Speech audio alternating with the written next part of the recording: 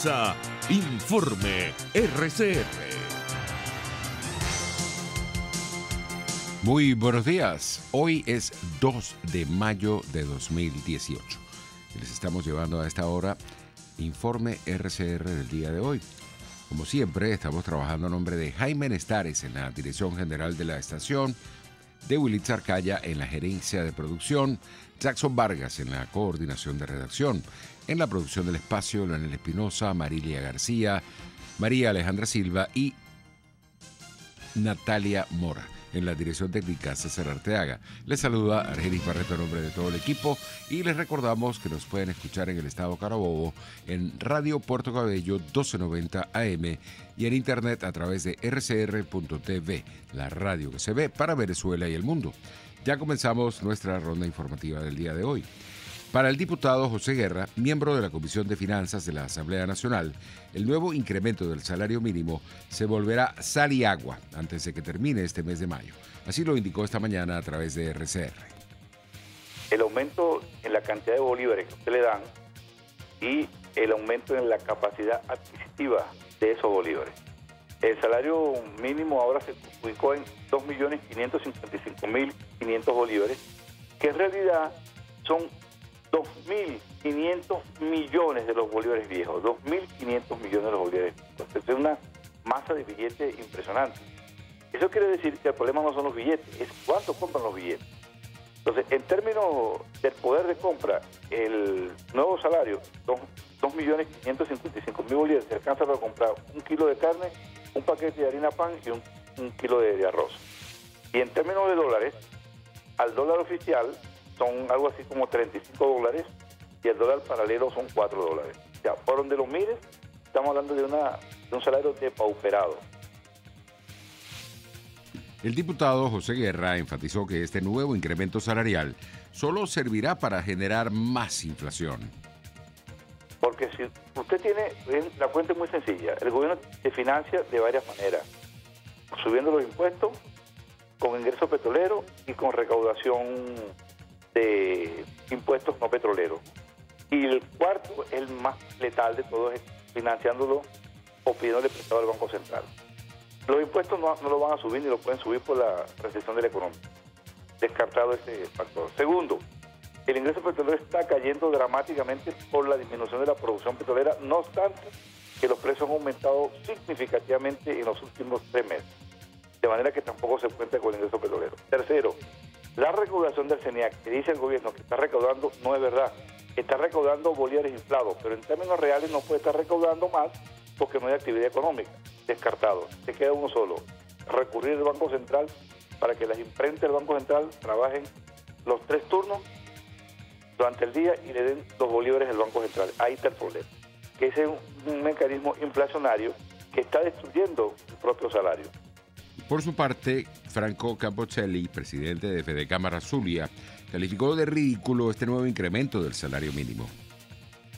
Y con lo que gana un trabajador con sueldo mínimo en todo el año, incluyendo prestaciones, vacaciones, utilidades, todos los bonos que tú le puedas dar de estatique, se redondea 34 millones de bolívares. En pocas palabras, por lo que gana en un año, no puede pagar ni la mitad de lo que es la canasta alimentaria de un mes. Entonces, por eso que los sueldos es algo ridículo. O sea, el sueldo mínimo es algo ridículo, es algo que realmente no existe. El empresario que no esté ayudando a su gente no puede trabajar. Nadie puede mantener una empresa abierta pagándole a la gente el sueldo mínimo. Pero entonces tienes que multiplicar esos costos por mucho más, y tú mismo lo estás diciendo. Y para colmo no puedes producir, porque no tienes una forma de poder vender de lo poco que se puede estar vendiendo, de los productos. O sea, la gente hace milagros para mantener su empresa abierta. Franco Campocelli, presidente de Fedecámara Zulia, enfatizó que la crisis eléctrica agudiza aún más la difícil situación del sector empresarial. De lo que tienen que resolver cuando se va la luz, bueno, si tienen planta eléctrica, que yo me estaban preguntando qué porcentaje de las empresas tienen planta eléctrica aquí en el Zulia. Yo calculo que un 10%, y la gente me dijo, bueno, creo que te quedaste, creo que exageraste, pues, porque el 10% de todos los negocios, de todos los comercios, de todos los tamaños, no tienen planta eléctrica. Entonces hay un decreto nuevo que pues, prácticamente el gobernador pidió que las empresas en la tarde, de 1 a 4 de la tarde, se generara su propia electricidad. Pero entonces hay una incertidumbre muy grande porque las empresas no saben, y el que no tenga planta, ¿qué tiene que hacer? Tiene que cerrar. O funciona así, y espera que venga algún funcionario a sancionarlo, no entiendo. Y las empresas que tienen planta funcionan si tienen las plantas operativas, si tienen el gasoil, si tienen el gas, la gasolina. Entre tanto, Óscar Mesa, director del Centro de Documentación y Análisis Social de la Federación Venezolana de Maestros, SENDA, afirmó que el precio de la canasta alimentaria se ha duplicado en los últimos días. Quiere decir que el precio de una canasta de alimentos para una familia de 5 miembros va rumbo a los 100 millones de bolívares para el mes de abril. Y justamente también en el mes de abril entra, porque ahora también tiene carácter retroactivo este aumento, no es que es a partir del 1 de mayo, es a partir del 15 de abril. Si eso es así, bueno, se van a requerir por lo menos en ese escenario, unos 100 salarios mínimos. El salario mínimo se ubicó en 1 millón de bolívares, o 39 ingresos mínimos legales, si consideramos que el ingreso mínimo legal ahora estaría constituido por 1 millón de bolívares del salario mínimo y un bono de alimentación de 1.555.500, para hacer un total de 2.555.500. Ese aumento es de 95,4%. Y por cierto, habría que señalar que aquí ahora no solamente se aumenta el salario y el bono de alimentación, sino que se aumenta también la unidad tributaria, como si eso fuera un asunto, digamos, con frecuencia mensual. Y habría que recordar que la unidad tributaria debería aumentarse solamente una vez al año, de acuerdo con los datos del Banco Central de Venezuela en materia de inflación, no cada vez que se le ocurra al presidente, pero digamos. Óscar Mesa, director del Centro de Documentación y Análisis Social de la Federación Venezolana de Maestros, SENDA, explicó esta mañana a través de RCR por qué los precios de los productos de primera necesidad pulverizarán el nuevo salario mínimo. ¿Qué precio? Te pongo uno. Los huevos, un cartón de huevos está costando 1.200.000 bolívares, con lo cual cada huevo está costando 40.000 bolívares. De manera que efectivamente, y ese es un primer impacto que ya estaba anticipado. En buena medida los precios ya habían aumentado el fin de semana. Ya veremos también, por supuesto, la repercusión concreta que tiene en estos próximos días, y eso nos llevaría a nosotros a pensar que si se mantuviera este escenario en el cual prácticamente se duplican los precios, con lo cual también habría que señalar que si la canasta alimentaria aumentó 38,7% en el mes de marzo, probablemente estemos nosotros hablando de más de 70% ahora en el mes de abril, y eso indicaría una inflación, digamos, anualizada de unos 10.500%. La inflación anualizada del país pasó de 4.966% anual en 2017 a 17.968% en abril de este año, una tendencia que, de continuar así, llevará este indicador a más de 100.000%. La tasa interanual superó las previsiones del Fondo Monetario Internacional para 2018, la cual ubicó el índice de precios en 13.864% este año. Lo que estamos viendo en este momento es un gigantesco salto de la inflación, indicó al diario El Nuevo Herald de Miami Steve Hank, un respetado experto en materia de inflación. 9:09. Cambiamos de tema. El embajador Milos Alcalay destacó la importancia que el Consejo Permanente de la OEA haya debatido el pasado lunes la crisis humanitaria que atraviesa nuestro país. Así lo indicó a las 7:20 de la mañana de este miércoles. Sí, ciertamente es la primera reunión de la OEA después de la cumbre de Lima, en donde fue muy categórica y muy clara, sobre todo el llamado Grupo de Lima, al denunciar la situación política, la crisis política y las elecciones. Ahora es por la primera vez en que la OEA discute el tema de la crítica situación humanitaria de Venezuela y cómo puede impactar a la región. Esto ya en el pasado la OEA se ha venido reuniendo sobre la violación de los derechos humanos, en otra ocasión sobre el incumplimiento de la Carta Democrática Interamericana, y hoy profundiza aún más con la situación que vive el país, con la crisis humanitaria, con una serie de instituciones reconocidas a nivel mundial, y que trataron de boicotearla el embajador de Bolivia y el embajador de Venezuela en la OEA, pero no lo pudieron hacer porque no puedes tapar el sol con una mano. Y en esa presentación de expertos y de organizaciones reconocidas, la fotografía de la crisis humanitaria es dramática. Milos Alcalay, ex embajador de Venezuela ante la ONU, calificó de absurdo que el embajador de nuestro país ante la OEA, Samuel Moncada, haya pedido que no se discutiera este tema de la crisis humanitaria que está afectando a casi todas las naciones de la región. Que se trate sobre el gran problema que ocasiona en países como Colombia, como Brasil o el resto de América Latina, esa cantidad enorme que nunca ha habido en América Latina de desplazados, de refugiados, y que ellos ven la perspectiva no solamente para ayudar a los venezolanos dentro de Venezuela que están sufriendo la ausencia de comida, de medicinas, sino también a solucionar sus propios problemas. Colombia acude a la ACNUR para buscar una solución a los venezolanos que están en condiciones muy difíciles.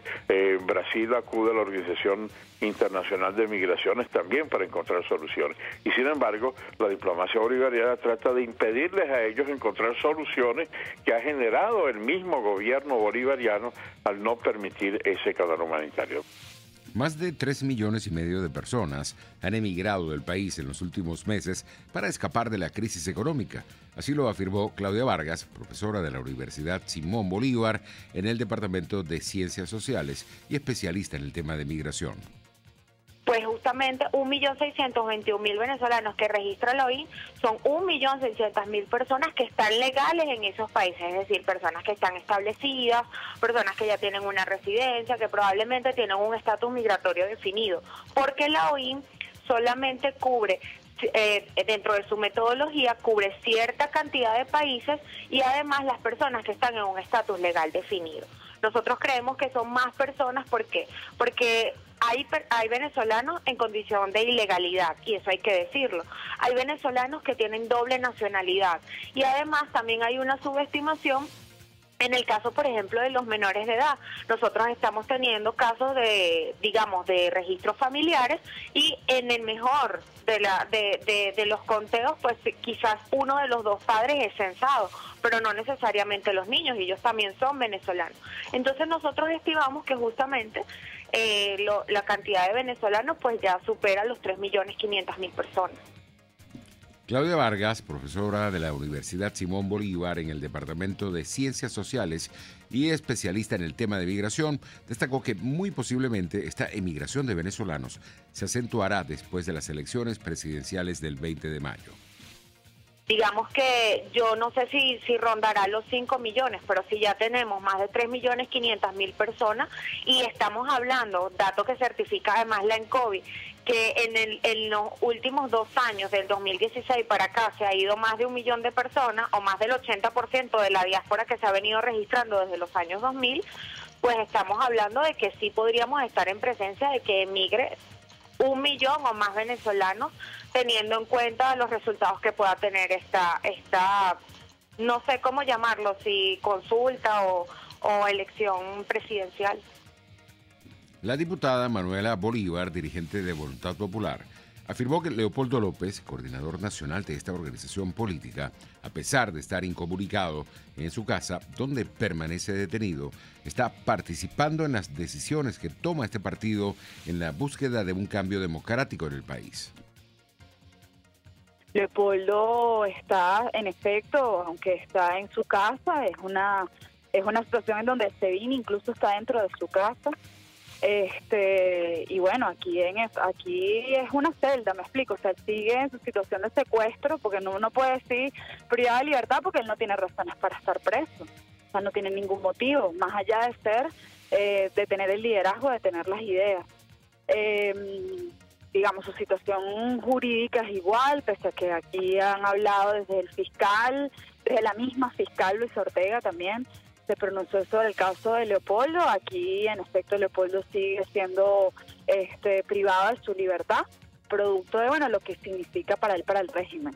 Pero yo creo que hoy el partido ha asumido las posturas y, digamos, al hablar del partido también está hablando Leopoldo. Aquí no olvidemos que el líder, uno de los líderes, digamos, el líder fundamental de Voluntad Popular se llama Leopoldo López. Entonces, cuando el partido fija posición ante las elecciones presidenciales, cuando el partido ha puesto una posición, una postura clara con el tema de la crisis humanitaria, cuando el partido Leopoldo está hablando.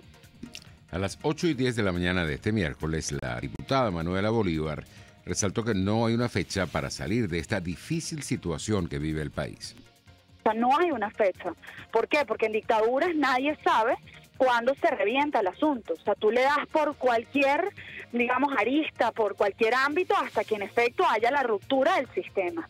Y en este caso, bueno, hemos asumido peleas institucionales, como la que se ha hecho desde la Asamblea Nacional. También se han asumido peleas políticas. Hoy, por ejemplo, la lucha social es principal cuando tú tienes un país en donde por día hay entre 30 y 40 manifestaciones conocidas. Porque también hay que decir que hoy por el tema económico la gente ya no dispone de datos y no publica la manifestación en redes, pero las conocidas. Entonces, aquí en efecto, nuevamente estamos, digamos, ante un país que le está dando por las distintas aristas hasta que el sistema se quiebre.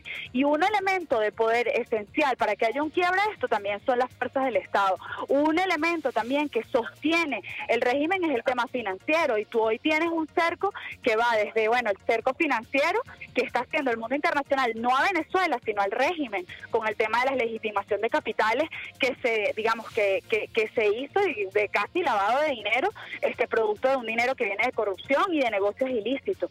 En otras informaciones tenemos que el diputado Tomás Guanipa afirmó que fue a través de un reportaje realizado en Italia donde se enteró que presuntamente un exguardia de honor tenía la orden de asesinarlo. Así lo indicó esta mañana a través de RCR. Documental que apareció en la cadena RAI italiana el 27 de abril en uno de los principales programas de investigación que hay en Italia, donde se calcula en casi 2 millones de personas de espectadores, donde hicieron un documental, un periodista llamado Giovanni Bocco entrevistó a distintas personas que estaban refugiadas en Cúcuta. Tú sabes que el problema humanitario que se está viviendo en Cúcuta es muy grave. La cantidad de venezolanos que han tenido que emigrar por el drama que nos ha tocado vivir con el gobierno de Nicolás Maduro hizo pues que mucha gente se fuera, y que hasta hubo en una cancha deportiva en Cúcuta una gran cantidad de venezolanos que pasaron largas noches allí. Aparentemente uno de ellos fue este joven que era guardia presidencial, guardia de honor presidencial, y solicitó refugio en ACNUR. Estamos haciendo ahorita la investigación. Yo me entero de esto porque cuando lo entrevista Giovanni Bocco, este muchacho le informa que él junto a otros 3 compañeros recibieron la orden de su superior inmediato de asesinarme bajo un esquema de un accidente simulado. Pareciera que ellos, según lo que me dice Giovanni, no aceptaron la orden y 3 de ellos murieron en extrañas circunstancias. Él entonces decide cruzar la frontera y hacer la denuncia pública cuando se da cuenta o cuando conoce ACNUR. El diputado Tomás Guanipa destacó que en principio no tomó en serio estas supuestas amenazas en su contra, pero está dispuesto a llegar al fondo de toda esta situación. Puede ser cierto, eso no existe, porque a mí qué necesidad puede haber de eso. Pero luego te das cuenta que este es un gobierno que está tan desesperado por lograr mantenerse en el poder que es capaz de cualquier cosa. ¿Qué toca en este momento? Hacer una investigación seria, tratar de ubicar a este joven, poder saber de su propia mano cuál fue la orden, quién la dio. Estamos intentando tener el material en bruto de la entrevista porque el documental en sí es un programa de 1 hora, pero el documental sobre Venezuela que se llama Puente de la Esperanza duró 8 minutos nada más. Y la parte en que dedica o que hace la denuncia este joven es muy corta. Entonces estamos pidiendo autorización a la cadena RAI de Italia para que nos pueda suministrar el material y si es posible que los medios puedan entrevistar a este periodista para conocer un poco en más de detalle qué es lo que ha pasado. Si estuviéramos en un país donde hubiese Estado de Derecho y donde hubiese justicia, pues se investigaría el caso. 9:20, vamos a revisar rápidamente la prensa regional del día de hoy. Nos situamos en el diario El Tiempo de Valera, Estado Trujillo. Paro nacional del sector salud. El dirigente sindical regional del sector salud, Giovanni Vielma, anunció la realización de un paro nacional acordado por el movimiento sindical venezolano en protesta por el bajo salario, la falta de insumos médicos y la falta de equipos en los diferentes hospitales. El diario El Informador del Estado Lara. Un estudio realizado entre el 9 y el 14 de abril por la encuestadora Megaanálisis determinó que 67.5% del electorado venezolano no participará en las elecciones presidenciales convocadas para el 20 de mayo. Rubén Chirino, presidente de esta encuestadora, explicó que en las presidenciales puede llegar a 30% del registro electoral, cifra que supone entre 5 y 6 millones de electores. Vamos a revisar El Sol de Margarita. Trabajadores expresan su descontento por la crisis. Este es un titular que se repite en todos los diarios de circulación nacional y regional el día de hoy. Los sindicatos afiliados a FETRA Esparta, acompañados de dirigentes políticos de los partidos agrupados en el Frente Amplio, se concentraron en Por la Mar por el Día del Trabajador. El diario La Nación. Maduro convoca simulacro electoral para el domingo 6 de mayo. Voces a favor y en contra de Nicolás Maduro caracterizaron las marchas del 1 de mayo. Sin antibióticos para la atención de pacientes en el Hospital Central. El diario La Verdad de Maracaibo. Choferes del Estado Zulia deciden hoy si van a paro. También se discutirá la propuesta para el nuevo pasaje urbano en Maracaibo. Los conductores proponen 20.000 bolívares el traslado largo y 10.000 el corto, así como el pasaje en los autobuses y microbuses. Y el diario El Carabobeño, su página web, recordemos que este diario salió de circulación hace ya un tiempo. Localizada sin vida la madre de Daniel Kelly, asesinado en las protestas de 2017. Venezuela reportó 11 casos de influenza H1N1 entre marzo y abril a la Organización Mundial de la Salud. Repetidos apagones este martes en sectores de Naguanagua y Valencia. Roban tubería que surte de oxígeno al quirófano del Hospital Central de Valencia. 9:22, vamos a publicidad.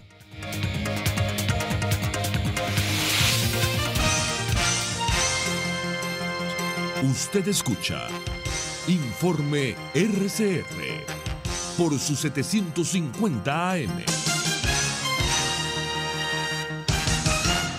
Puedes seguirnos en nuestras redes sociales. En Twitter, @RCR750, la radio que se ve. En el restaurante El Budare de la India, saborea, degusta y disfruta el sabor de Venezuela. Pide el menú y date el gusto de comer sabroso. Tú decides si desayunas, almuerzas o cenas. El sabor está en la avenida Páez, El Paraíso, frente a las Quintas Aéreas. Restaurante El Budare de la India, deleita tu paladar. ¿Eres escultor? ¿Te aplicas en el arte de modelar, tallar o esculpir en barro, piedra, madera y otros materiales? En Ávila Gallery recibimos tu obra, la mejor solución de arte que mereces en un ambiente auspicioso y buena vibra. Estamos en el lobby del Hotel Ávila en San Bernardino. Síguenos en Instagram por ART Ávila Gallery o llámanos al 0414-127-4060. Ávila Gallery, tu centro de arte moderno. Cuando se busca frescura y calidad en frutas y verduras, en Central Madeirense las encontrarás. Por eso, cada día ofrecemos lo mejor de esta tierra a ustedes, nuestros clientes. Visita cualquiera de nuestras sucursales. Te esperamos en Central Madeirense. Son más frescas. Dosis Alternativa es tu espacio para conocer de cerca todos aquellos temas relacionados con la salud, educación, la familia, entre otros. La enfermedad de Parkinson hoy en día se considera una enfermedad que debe ser tratada por un equipo multidisciplinario, no debe ser tratada en forma individual. Dosis Alternativa nos permite tener las respuestas con los especialistas de aquellas interrogantes sobre una amplia gama de preguntas que nos hacemos en nuestra vida cotidiana. Ahora, más allá de los métodos, si utilizamos el analítico o si utilizamos el global, más allá de los métodos, lo que debemos tener es una estrategia que yo llamo el amor por la lectura. Iniciarnos con amor y que nuestra casa existan libros llamativos para los niños. Dosis Alternativa, una gama de posibilidades donde usted toma la decisión. Con Marilia García y Jackson Vargas, de lunes a viernes a las 9:30 de la mañana. Solo por RCR 750 AM y rcr.tv, la radio que se ve.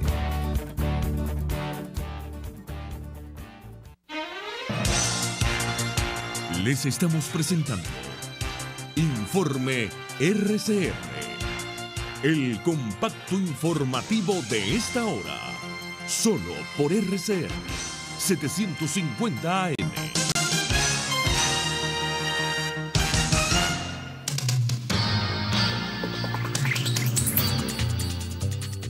A las 9:26 iniciamos nuestro recorrido internacional en Francia, donde la manifestación del Día del Trabajador estuvo marcada por actos de violencia en París, que dejaron tiendas destruidas y 109 personas detenidas. Radio Francia Internacional nos tiene el reporte. En la mayoría de las ciudades francesas, las manifestaciones del Día del Trabajador fueron pacíficas, pero en París cerca de 10.000 militantes de izquierda radical y anarquistas se colocaron a la cabeza de la manifestación sindical, interrumpiendo su marcha. La policía parisina identificó a cerca de 1.200 encapuchados que vandalizaron tiendas, lanzaron proyectiles hacia la policía y quemaron coches. En vísperas de la manifestación, en las redes sociales circularon llamados de grupúsculos radicales a invadir las calles de París el 1 de mayo para repetir las protestas del 68 y derrocar al gobierno de Emmanuel Macron. Esa forma de movilización violenta llamada Black Blocs consiste en la agrupación puntual de individuos cuya prioridad es enfrentarse con la policía, como se ha visto al margen de cumbres internacionales en varias capitales del mundo. En Francia se hicieron particularmente visibles en la movilización contra la ley laboral en 2016. La movilización de Black Blocs en París ayer fue particularmente numerosa. La policía anunció un balance de 300 personas arrestadas, 4 heridos, una treintena de tiendas vandalizadas y una veintena de vehículos destruidos. En otras informaciones tenemos que en la cuenta regresiva para que el presidente Donald Trump tome una decisión sobre la recertificación del acuerdo nuclear con Irán, el gobierno de Estados Unidos no da señales claras sobre el futuro del convenio. Mientras tanto, analistas evalúan el impacto de cualquier decisión sin perder de vista la reunión de Trump y su contraparte, el norcoreano Kim Jong-un. Más detalles con La Voz de América. Una nueva ola de acusaciones presentada por Israel, que asegura que Teherán habría violado abiertamente el acuerdo nuclear de 2015, crea un ambiente aún más tenso en momentos en los que Estados Unidos ha amenazado con rescindir el acuerdo y volver a imponer sanciones económicas a Irán. No les voy a decir qué voy a hacer. Mucha gente piensa que lo sabe, pero el día 12 o antes tomaremos una decisión. Eso no significa que no negociaremos un acuerdo real. El plazo impuesto por el presidente Trump para que los aliados de Estados Unidos consideren lo que él denomina vicios en el acuerdo nuclear vencerá unas semanas antes de que el mandatario estadounidense se siente frente a los líderes de Seúl y Pyongyang con el fin de intentar negociar la desnuclearización de Corea del Norte. Si Trump decidiera abandonar el plan de acción integral conjunto en los próximos días, su decisión podría perjudicar la reunión con Kim Jong-un, señala el analista James McKean. Es una señal terrible para enviar a un socio negociador como Corea del Norte, con el que se supone que vamos a tener una negociación y podríamos llegar a un acuerdo y vamos a seguir ese acuerdo justo semanas después de no cumplir un pacto que fue negociado por su predecesor. Pero la Casa Blanca ha sostenido en reiteradas oportunidades que el gobierno estadounidense no va a permitir que Irán manufacture armas nucleares y que tampoco confiará simplemente en la palabra de Corea del Norte. Jorge Agobián, Voz de América, Washington. Ya para finalizar, tenemos informaciones de protestas que se están dando tanto en Caracas como en Los Teques.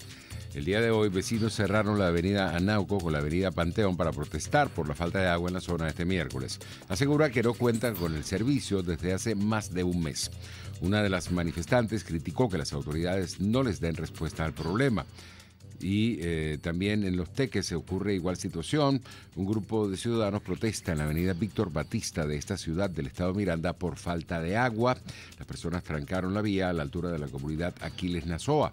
Los usuarios de Twitter indican que la circulación también permanece cerrada.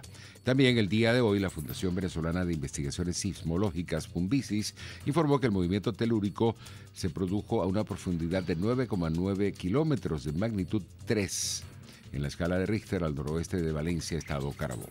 Así estamos finalizando, será hasta mañana.